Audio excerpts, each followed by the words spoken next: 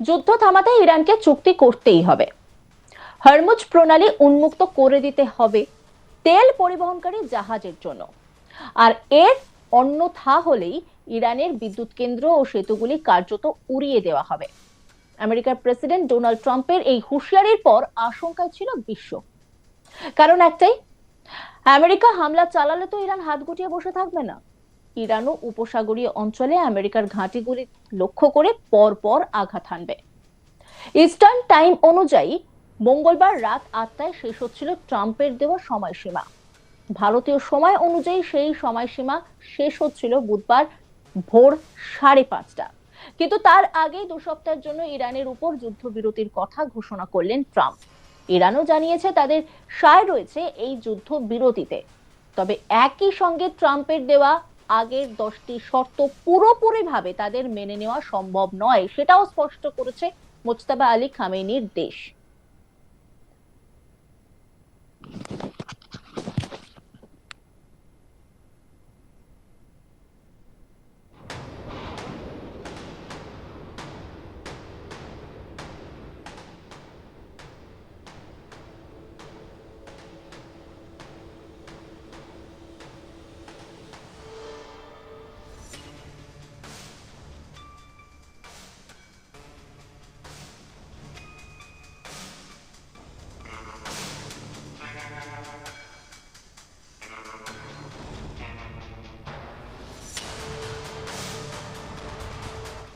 এই পরিস্থিতিতে ইরানের তেলবাহী কার্গো জাহাজ ভারতের দিকে এগিয়ে আসছে।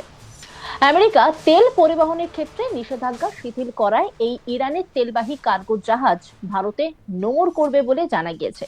প্রায় 7 বছর নিষেধাজ্ঞার জন্য ভারতে তেল পাঠাতে পারত না ইরান। দীর্ঘ 7 বছরের বিরতির পর আবারও ভারতের দিকে এগিয়ে আসছে ইরানের অপরিশোধিত তেল নিয়ে কার্গো জাহাজ। আন্তর্জাতিক রাজনীতি, অর্থনীতি এবং জ্বালানি নিরাপত্তার জটিল সমীকরণের মধ্যে এই ঘটনাটি নিছক একটি বাণিজ্যিক সিদ্ধান্ত নয়, বরং এটি এক বড় ভূ রাজনৈতিক পরিবর্তনের ইঙ্গিত। বিশেষ করে যখন জানা যাচ্ছে যে তেলের জাহাজটি প্রথমে চীনের দিকে যাচ্ছিল, সেটি শেষ মুহূর্তে রুট বদলে ভারতের দিকে আসছে। তখন এই ঘটনাকে ঘিরে প্রশ্ন, বিশ্লেষণ এবং কৌতূহল সবই বাড়ছে। সালটা 2019, মে মাসের পর থেকে ভারত আর ইরান থেকে তেল আমদানি করেনি, কারণ এ বিষয়ে আমেরিকার কঠোর নিষেধাজ্ঞা বজায় ছিল। সেই সময় ইরান থেকে তেল কেনা কার্যত অসম্ভব হয়ে পড়ে। কিন্তু এখন পরিস্থিতি বদলাচ্ছে। আমেরিকার প্রশাসন সাময়িকভাবে নিষেধাজ্ঞা শিথিল করায় আবারও ইরানের তেল ভারতের বাজারে প্রবেশ করতে চলেছে। এই পরিবর্তন শুধু অর্থনৈতিক নয়, কূটনৈতিকভাবেও অত্যন্ত গুরুত্বপূর্ণ। সবচেয়ে আকর্ষণীয় দিকটি হলো যে তেলের জাহাজটি প্রথমে চীনের দিকে যাচ্ছিল, সেটি হঠাৎ করে ভারতের দিকে ঘুরে দাঁড়িয়েছে। এই জাহাজ জায়া, এই ভেরি লার্জ ক্রুড ক্যারিয়ার, যা আন্তর্জাতিক তেল পরিবহনে ব্যবহৃত হয়। তথ্য অনুযায়ী এটি প্রথমে দক্ষিণ পূর্ব এশিয়ার দিকে যাচ্ছিল এবং সম্ভাব্য গন্তব্য ছিল চীন, কিন্তু পরে তার পথ পরিবর্তন করে ভারতের পূর্ব উপকূলের দিকে আসতে শুরু করে। এই রুট পরিবর্তন কোনো সাধারণ বাণিজ্যিক সিদ্ধান্ত নয়, এর পিছনে থাকতে পারে বাজার দরের পরিবর্তন, কূটনৈতিক সমঝোতা, জরুরি সরবরাহের প্রয়োজন।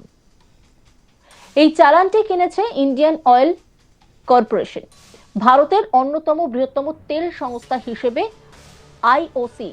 এই পদক্ষেপ অত্যন্ত তাৎপর্যপূর্ণ, যদিও সংস্থাটি এখন আনুষ্ঠানিকভাবে কিছু জানায়নি। তবে এই কেনাকাটা প্রমাণ করছে ভারত আবার ইরানের তেলের দিকে ঝুঁকছে।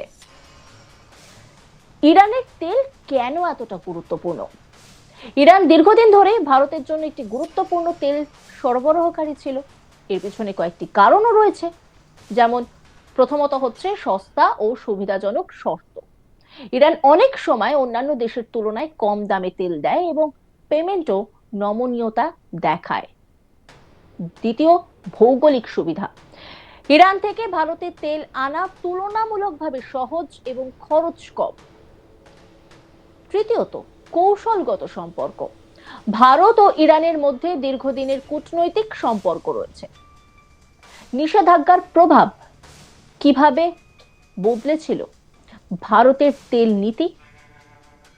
2019 সালে নিষেধাজ্ঞা জারি হওয়ার পর ভারতকে দ্রুত বিকল্প খুঁজতে হয়। তখন সৌদি আরব ও ইরাক থেকে আমদানি বাড়ানো হয়, আমেরিকা থেকেও তেল কেনা শুরু হয়, অন্যান্য পশ্চিম এশিয়া দেশগুলোর উপর নির্ভরতা বাড়ে। এই পরিবর্তন ভারতের তেল আমদানি কাঠামোকে সম্পূর্ণ বদলে দেয়। এখন প্রশ্ন, এতদিন পর হঠাৎ করে আবার ইরানের তেল কেন? এর উত্তর খুঁজতে গেলে বর্তমান আন্তর্জাতিক পরিস্থিতির দিকে তাকাতে হবে। প্রথমত, পশ্চিম এশিয়ায় সংঘাত। সাম্প্রতিক সংঘাত তেল সরবরাহে বড় প্রভাব ফেলেছে। দ্বিতীয়ত, হরমুজ প্রণালীর গুরুত্ব। এই গুরুত্বপূর্ণ জলপথে কোনো সমস্যা হলে বিশ্বব্যাপী তেলের সরবরাহ ব্যাহত হয়। তৃতীয়ত, সরবরাহে অনিশ্চয়তা। যুদ্ধ ও উত্তেজনার কারণে তেলের দাম ও সরবরাহ দুটোই অনিশ্চিত হয়ে পড়েছে। এই পুরো ঘটনার কেন্দ্রে রয়েছে আমেরিকার নীতির পরিবর্তন। যখন আমেরিকা নিষেধাজ্ঞা শিথিল করে তখনই এই বাণিজ্যের পথ খুলে যায়। এটি প্রমাণ করে আন্তর্জাতিক রাজনীতি সরাসরি অর্থনীতিকে প্রভাবিত করে। একটি দেশের সিদ্ধান্ত অন্য দেশের বাজারকে বদলে দিতে পারে। শুধু একটি জাহাজ নয়, আরো একটি ট্যাঙ্কার ভারতের দিকে আসার সংকেত দিচ্ছে। এর অর্থ এটি এককালীন ঘটনা নয়, ভবিষ্যতে আরো আমদানি বাড়তে পারে। যদি তাই হয় তাহলে ভারতের জন্য লাভ কি? এই পরিস্থিতিতে ভারতের একাধিক সুবিধা হতে পারে। দামের ওপর নিয়ন্ত্রণ। বিভিন্ন উৎস থেকে তেল কিনলে দাম নিয়ে দর কষাকষি করা সহজ হয়। সরবরাহের নিরাপত্তা। একটি উৎসের উপর নির্ভরতা কমে। কৌশলগত সুবিধা। ইরানের সঙ্গে সম্পর্ক আবার শক্তিশালী হতে পারে। তবে গোটা বিষয়টিতে ঝুঁকিও আছে। তবে সবকিছুই ইতিবাচক নয়, কিছু ঝুঁকিও রয়ে যায়। নিষেধাজ্ঞা আবারও ফিরে আসতে পারে। আমেরিকার নীতি স্থায়ী নয়। রাজনৈতিক চাপ। ভারতকে বিভিন্ন দেশের মধ্যে ভারসাম্য রাখতে হবে। যুদ্ধের আশঙ্কা। পশ্চিম এশিয়ার পরিস্থিতি এখন অস্থির। এই ঘটনার মধ্যে চীনের ভূমিকাও গুরুত্বপূর্ণ। চীন দীর্ঘদিন ধরে ইরানের তেলের বড় ক্রেতা। সেই জাহাজ যদি ভারতের দিকে ঘুরে আসে তাহলে বোঝা যায় ভারত ও চীনের মধ্যে একটি নীরব প্রতিযোগিতা চলছে। এই ঘটনাটি বৈশ্বিক তেলের বাজারেও প্রভাব ফেলতে পারে। সরবরাহ বাড়লে দাম কমতে পারে, নতুন বাণিজ্য পথ তৈরি হতে পারে, রাজনৈতিক জোট বদলাতে পারে। ভারতের জন্য সবচেয়ে বড় চ্যালেঞ্জ হলো সব পক্ষের সঙ্গে সম্পর্ক বজায় রাখা। একদিকে আমেরিকা ও অন্যদিকে ইরান, এই দুয়ের মধ্যে ভারসাম্য বজায় রাখা সহজ নয়। এই ঘটনাটি ভবিষ্যতের জন্য কিছু ইঙ্গিত দিচ্ছে। ইরানের তেল আবার ভারতের বাজারে ফিরতে পারে, নিষেধাজ্ঞা আরো শিথিল হতে পারে, নতুন বাণিজ্য চুক্তি হতে পারে। অন্যান্য খবরের আপডেটের জন্য অবশ্যই নজর রাখুন আজ তাক বাংলার ইউটিউব স্ট্রিমিং এ। লাইক, কমেন্ট, শেয়ার এবং সাবস্ক্রাইব করতে ভুলবেন না।